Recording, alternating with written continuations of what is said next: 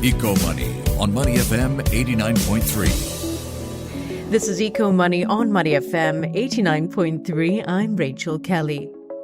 Well, it's official. 2023 was the hottest year on record. That's according to the latest findings from the Copernicus 2023 Global Climate Highlights report. And not only was 2023 the hottest, it was also the first year on record where all days were in excess of 1 degree Celsius above pre-industrial levels, with 2 days exceeding 2 degrees for the first time. Now, close to 50% of days were 1.5 degrees warmer compared with the period before the mass burning of fossil fuels, which ignited the climate crisis. The Copernicus Climate Change Service monitored several key climate indicators throughout the year, reporting on record-breaking conditions such as the hottest month on record and daily global temperature averages briefly surpassing pre-industrial levels by more than 2 degrees Celsius. All European countries need to drive down carbon emissions, and this is an undeniable tough undertaking. But data from the Copernicus services, such as C3S and CAMS, can play an important role to demonstrate progress towards net zero.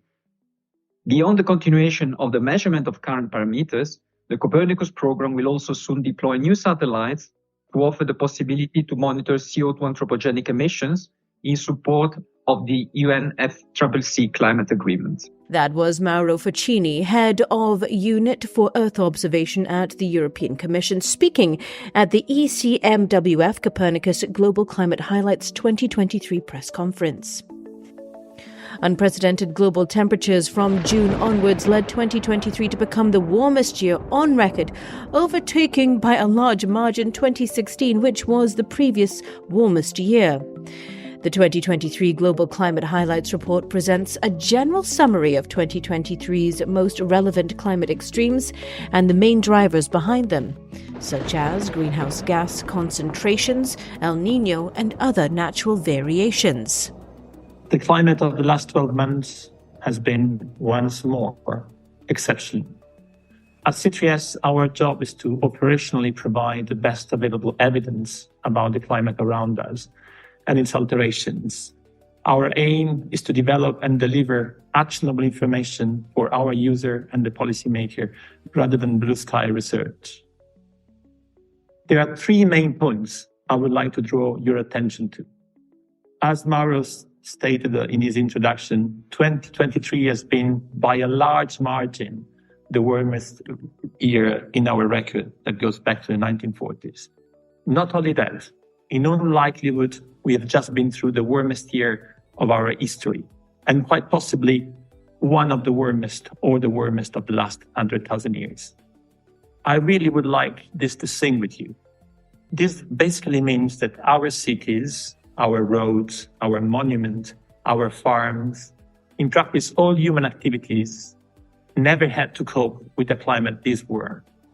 There were simply no cities, no books, agriculture, or domesticated animals on this planet last time the temperature was so high. This calls for a fundamental rethink of the way in which we assess our environmental risk, as our history is no longer a good proxy for the unprecedented climate we are already experiencing. Second point, for the climate of this planet to be steady, there needs to be a fine balance between the incoming radiation from the sun and the radiation that the planet emits back into space. The increase in the concentration of greenhouse gases in the atmosphere, largely induced by the combustion of fossil fuel, has altered such a balance and consequently has increased the temperature of the planet. Unless we manage to rapidly stabilize the concentration of greenhouse gases in the atmosphere, we can't expect different results from those we have seen in recent months. On the contrary, following the current trajectory, in a few years' time, the record-breaking year of 2023 will probably be remembered as a cool year. Third, there are several climate events in 2023. While several climate events in 2023 took climate professionals by surprise, the information scientists made available over the last few decades provided a very useful guidance for what we have experienced this year. Our society urgently needs to improve its ability to effectively use the information, knowledge, and data the climate science and services such as Copernicus Climate Change Service openly and freely provide. Carlo Bonatempo there, who is the director of Copernicus Climate Change Services, ECMWF. Other key highlights of the report state that 2023 was remarkable for Antarctic sea ice. It reached record low extents.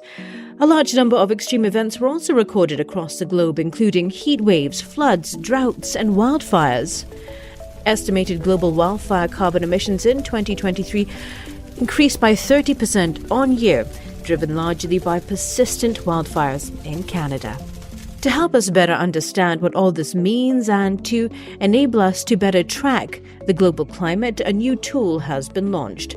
Samantha Burgess, who is the Deputy Director at Copernicus Climate Change Service, ECMWF, shares the details. So we've seen throughout 2023 the importance of closely monitoring our climate. I'm delighted to share a new application, Climate Pulse, that C3S and ECMWF are developing, which will launch later this month.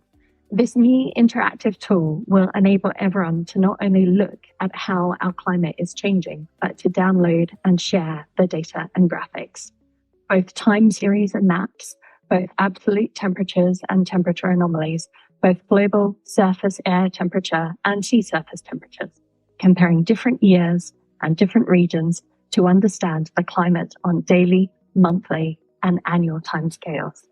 It is based on the same data that C3S uses for our climate monitoring, the Global Reanalysis Dataset ERA 5.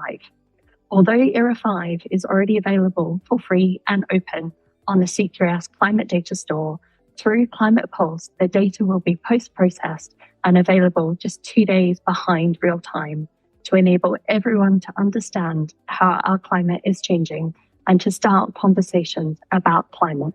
Now, you can access the full report on the Copernicus website. That's climate.copernicus.eu. And it's interesting because the Copernicus update was published just hours after news reports published stated that Azerbaijan, which is hosting this year's UN climate talks, plans to increase its fossil fuel production by a third over the next decade. Well, that's according to an analysis shared exclusively with the Guardian newspaper in the UK. This isn't the first controversial piece of news regarding this year's climate talks. Azerbaijan has named a former oil executive president of the next UN climate summit. Mukhtar Babayev worked for Azerbaijan's state oil company for more than 25 years. Here's a report with more by the BBC's Matt McGrath. Little is known about the new president-designate of COP29, except that he has a long association with the oil industry in Azerbaijan.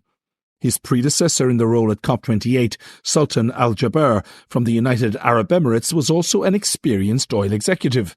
Mr. Jaber succeeded in gaining agreement among almost 200 countries to transition away from fossil fuels in energy systems. Many climate campaigners, though, are unhappy with the appointment, concerned over the role of what they call authoritarian petrostates in climate negotiations. Well, you're up to date now on all the latest eco news. I'm Rachel Kelly, and you've been listening to Eco Money on Money FM 89.3.